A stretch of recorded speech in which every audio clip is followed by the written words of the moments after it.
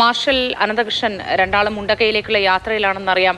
ഇന്ന് ഈ 5-ാം ദിവസം ദുരന്തഭൂമിയിലേക്ക് കടന്നു ചെല്ലുമ്പോഴുള്ള ഒരു കാഴ്ചകൾ, അനുഭവം ഒന്ന് പങ്കുവയ്ക്കൂ.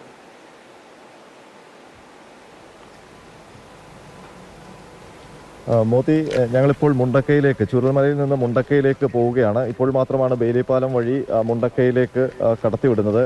രക്ഷാപ്രവർത്തകരെ അടക്കം, മാധ്യമപ്രവർത്തകരെ അടക്കം 7 മണി മുതലാണ് മുകളിലേക്ക് കയറ്റിവിടുന്നത്. 7 മണിക്ക് ഇവിടുന്ന് പോയാൽ 7:30 ആകുമ്പോഴത്തേക്ക് അവിടെ എത്തും. അതിനുശേഷം അവിടെ സെർച്ച് തുടങ്ങും.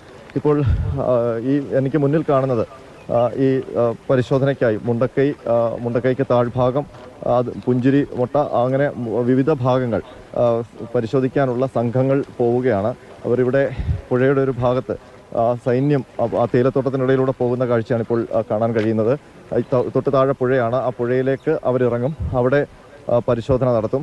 അവർ അതിനു വേണ്ടുന്ന ആയുധങ്ങളുമൊക്കെ ആയിട്ടാണ് സേനാംഗങ്ങൾ പോകുന്നത്. മൺവെട്ടി അടക്കമുള്ള, അതുപോലെ തന്നെ ഈ മരമൊക്കെ ഉണ്ടെങ്കിൽ അത് മുറിക്കാനുള്ള സാമഗ്രികളെല്ലാം ഉണ്ട്. എനിക്ക് മുകളിൽ കാണുന്ന ആ ദൃശ്യം, അവിടെ കോട മൂടി കിടക്കുന്നു. അവിടെ നിന്നാണ് ഈ ഉരുൾ പൊട്ടി താഴേക്ക് വന്നത്. ഇത് മുണ്ടക്കയിലേക്കുള്ള പാതയാണ്. മുന്നോട്ട് പോവുകയാണെങ്കിൽ എനിക്ക് മുന്നിൽ കുറേ രക്ഷാപ്രവർത്തകർ പോകുന്നുണ്ട്. അവരെല്ലാം മുണ്ടക്കയിലേക്കാണ്. അപ്പോൾ ഈ പാതയിൽ പോകുന്ന സംഘങ്ങൾ ഓരോ സംഘത്തെയായിട്ട് നിശ്ചയിച്ചു കൊടുത്തിട്ടുണ്ട്. ആ സംഘങ്ങൾ അവരവരെ നിർദ്ദേശിച്ചിരിക്കുന്ന ഒരു നേതാവും ഉണ്ടാവും. അവരുടെ നിർദ്ദേശം അനുസരിച്ചാണ് ഇവർ പ്രവർത്തിക്കുന്നത്. അപ്പോൾ ഈ പോകുന്ന വഴിക്കെല്ലാം സെർച്ച് ചെയ്യേണ്ട ഓരോ പോസ്റ്റുകളും അവർക്ക് കൊടുത്തിട്ടുണ്ട്. ആ സ്ഥലത്തേക്ക് അവർ ഇറങ്ങും.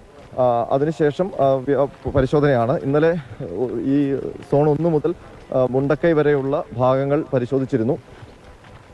അതിലൊന്നും കാര്യമായിട്ടൊന്നും കണ്ടെത്തിയിട്ടില്ല. പക്ഷേ ഇന്നലെ നമുക്ക് ഏറ്റവും വലിയ പ്രതീക്ഷയും ആകാംക്ഷയും ഉണ്ടാക്കിയത് വൈകുന്നേരം മുണ്ടക്കൈ ടൗൺ, മുണ്ടക്കൈ അങ്ങാടിയിൽ നടത്തിയ പരിശോധനയാണ്. ആ പരിശോധനയിൽ ഒരു ജീവന്റെ ഒരു തുടിപ്പ് ഉണ്ട് എന്നുള്ളൊരു സംശയം റഡാറിലുണ്ടായിരുന്നു. ആ സിഗ്നൽ ലഭിച്ചിരുന്നു.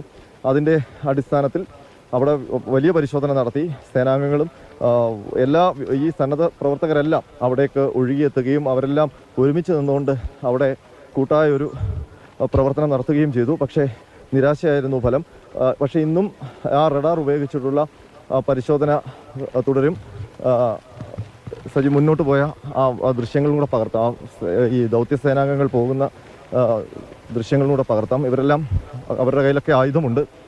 അപ്പോൾ ഇന്നും റഡാർ ഉപയോഗിച്ച് മുണ്ടക്കൈ മേഖലയിൽ പരിശോധന നടത്തും. കാരണം അതൊരു വലിയ അങ്ങാടിയായിരുന്നു. ഇന്നലെ നമ്മൾ അവിടുത്തെ സ്ഥലവാസിയുമായി സംസാരിക്കുമ്പോൾ ഏതാണ്ട് 500 പേരോളം അവിടെ ഇനിയും കാണാനുണ്ടെന്നാണ് തദ്ദേശവാസികൾ പറയുന്നത്. അതിൽ ഈ നാട്ടുകാരുണ്ട്. അവരുടെ ഒരു പട്ടികയുണ്ടാകും. പക്ഷേ ഒരുപാട് അതിഥി തൊഴിലാളികൾ അവിടെ കഴിഞ്ഞിരുന്നു. അവർ ഈ തേയിലത്തോട്ടത്തിലുമൊക്കെ ജോലി ചെയ്യാൻ വേണ്ടി വന്ന ആൾക്കാരാണ്. അപ്പോൾ അവരുടെയൊന്നും ഒരു കൃത്യമായ പട്ടിക ആരുടെയും പക്കൽ ഇല്ല എന്നാണ് പറയുന്നത്. അതുകൊണ്ട് തന്നെ അവരുടെ വിവരങ്ങൾ എടുക്കുന്നു. അതിനൊപ്പം ഇന്നിപ്പോൾ ഈ മേഖലയിൽ സെർച്ച് ചെയ്യുന്നതിന് മുമ്പ് ഈ മേഖലയുടെ ഒരു ഡീറ്റെയിൽ മാപ്പ് വേണമെന്ന് സൈന്യം ആവശ്യപ്പെട്ടിട്ടുണ്ട്. അപ്പോൾ അതും ജില്ലാ ഭരണകൂടം സൈന്യത്തിന് കൈമാറും. കാരണം ഈ വീടുകളൊക്കെ എവിടെയാണെന്ന് ലൊക്കേറ്റ് ചെയ്യാൻ.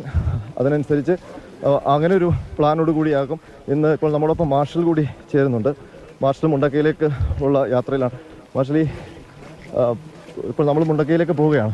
ഇന്നലെ അവിടെ ഒരു സോൺ 1 മുതൽ പരിശോധനകൾ പൂർത്തിയാക്കിയിരുന്നു. ഇനി താഴേക്കുള്ള ഭാഗങ്ങളാണ് പരിശോധിക്കേണ്ടത്.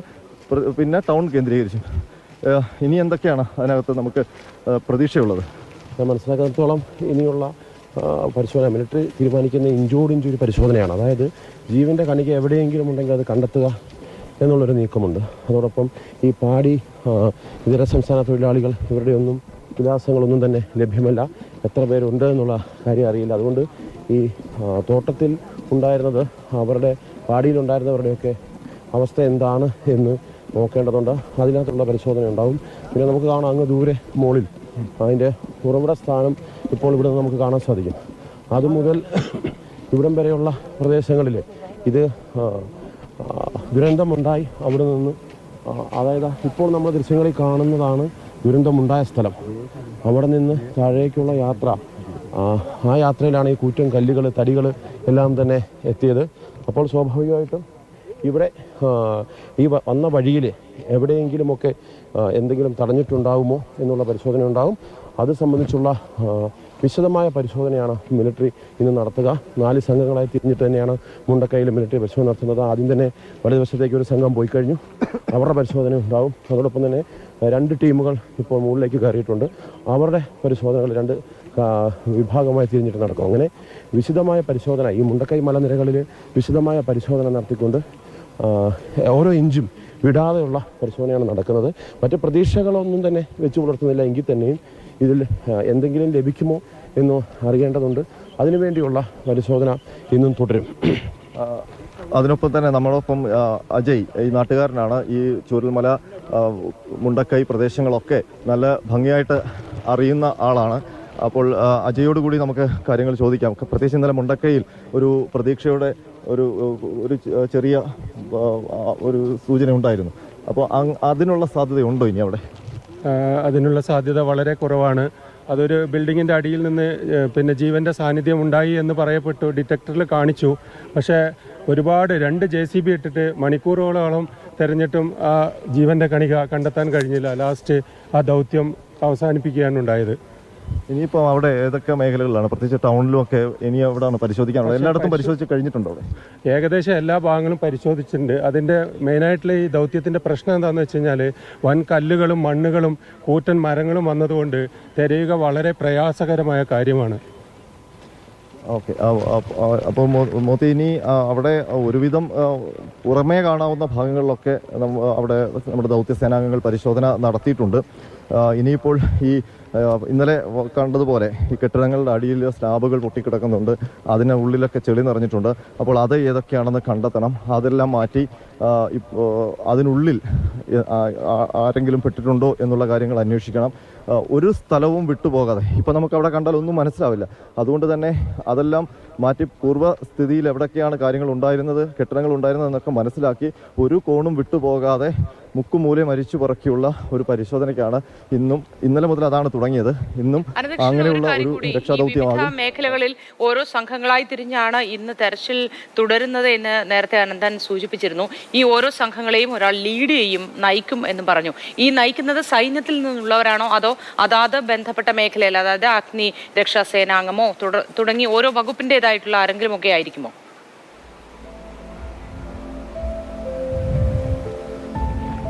ഈ സംഘാംഗങ്ങൾ, ഓരോ സംഘവും സൈന്യത്തിൻ്റെ ആൾക്കാരുണ്ട്, പോലീസിൻ്റെ ആൾക്കാരുണ്ട്, ഫയർഫോഴ്സിൻ്റെ ആൾക്കാരുണ്ട്. അതിനൊപ്പം തന്നെ എല്ലാ സംഘത്തിലും ഒരു വനംവകുപ്പ് ഉദ്യോഗസ്ഥനുണ്ടാകും, ഒപ്പം 3 നാട്ടുകാരും ഉണ്ടാകും. കാരണം നാട്ടുകാരാണ് ലൊക്കേഷനൊക്കെ പറഞ്ഞു കൊടുക്കുക. അപ്പോൾ ഇതിന് സൈന്യത്തിൻ്റെ ചുമതലയാണ് ഈ രക്ഷാദൗത്യം. അവരാണ് എവിടെയൊക്കെയാണ് കാര്യങ്ങൾ നടത്തേണ്ടത് അല്ലെങ്കിൽ സെർച്ച് ചെയ്യേണ്ടത്, മുഴുവൻ സെർച്ചിനെ അവരാണ് നിയന്ത്രിക്കുന്നത്. അതിനു മുകളിൽ ജില്ലാ ഭരണകൂടത്തിൻ്റെ നിർദ്ദേശം കൂടി, അതിനൊപ്പം തന്നെ കേരള പോലീസ് മേധാവികളുടെ നിർദ്ദേശം കൂടി ഉണ്ടാകും. അങ്ങനെ ഏകോപിപ്പിച്ചുള്ള ഒരു പരിശോധനാ രീതിയാണ് നടക്കുന്നത്. ഈ നമ്മുടെ ഈ മാർഷൽ ഇപ്പോൾ പ്രവർത്തിക്കുന്ന സംവിധാനം, അതിനെക്കുറിച്ചൊന്ന് വിശദമായിട്ട്. അതായത് മോത്തി, ഇപ്പോൾ പ്രധാനമായിട്ടും 40 അംഗ സംഘമാണ് ഈ പരിശോധനയ്ക്ക് വന്നിട്ടുള്ളത്. അതിലേറ്റവും പ്രധാനം ഈ മുണ്ടക്കൈ മലമേഖലയിൽ ഉണ്ടായിട്ടുള്ള ഉരുൾപൊട്ടലിൻ്റെ ഭാഗമായി ഈ മലയടിവാരത്തിൽ സംഭവിച്ചിട്ടുള്ള ദുരന്തത്തിൻ്റെ വ്യാപ്തി കണക്കാക്കുക എന്നുള്ളതാണ്. അതോടൊപ്പം തന്നെ എത്ര വീടുകൾ, എത്ര ലയങ്ങളൊക്കെ ഇതിൽ നിന്ന് നഷ്ടപ്പെട്ടു പോയി എന്നുള്ളതുകൂടെ മനസ്സിലാക്കിയായിരിക്കും അവർ മുന്നോട്ട് പോവുക. അതിനുവേണ്ടിയുള്ള ശ്രമമാണ് ഇവർ നടത്തുന്നത്. എന്നാൽ മുണ്ടക്കൈ മലമേഖലയ്ക്ക് താഴെ ചൂരൽമലയാണ്. ചൂരൽമലയിൽ എത്ര പേര് എന്നുള്ളത് പരിശോധന വേറൊരു വിഭാഗം നടത്തുന്നുണ്ട്. വെള്ളാർമല സ്കൂളിൻ്റെ പിൻവശം, അവിടെയുള്ള പരിശോധനയാണ് മറ്റൊരു വിഭാഗത്തിൻ്റേത്.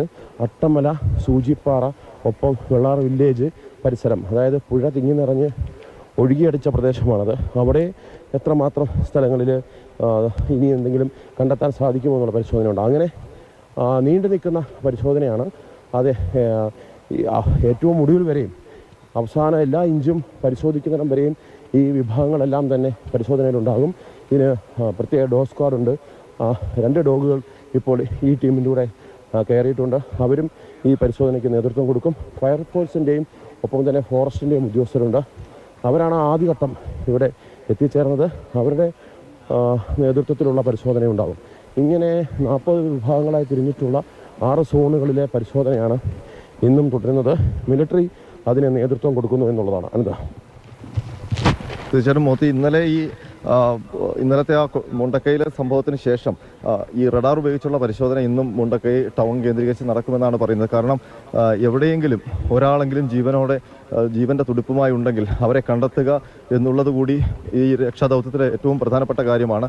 അതുകൊണ്ട് ആ പ്രതീക്ഷ വെച്ചുകൊണ്ടുള്ള ഒരു രക്ഷാദൗത്യം തന്നെയാണ് ഇപ്പോഴും മുന്നോട്ട് പോകുന്നത്. അപകടത്തിൽപ്പെട്ടവരുടെ ശരീരങ്ങൾ കണ്ടെത്തുക മാത്രമല്ല, എവിടെയെങ്കിലും മനുഷ്യൻ മാത്രമല്ല, ഏതെങ്കിലും ഒരു വളർത്തുമൃഗമോ അങ്ങനെയുള്ള എന്തെങ്കിലും ഒരു ജീവൻ എവിടെയെങ്കിലും ഈ ചെളിക്കുണ്ടിൽ പെട്ട് പുറത്തിറങ്ങാൻ പറ്റാതെ ഇരിപ്പുണ്ടോ എന്നുള്ള അന്വേഷണം കൂടി ഈ രക്ഷാദൗത്യത്തിൻ്റെ ഭാഗമായിട്ട് നടക്കുന്നുണ്ട്. അതുകൊണ്ട് ഇന്നൊക്കെ നടക്കുന്ന ഈ രക്ഷാദൗത്യം ഏറ്റവും നിർണായകം തന്നെയാണ് എന്ന് പറയാം. മോത്തി.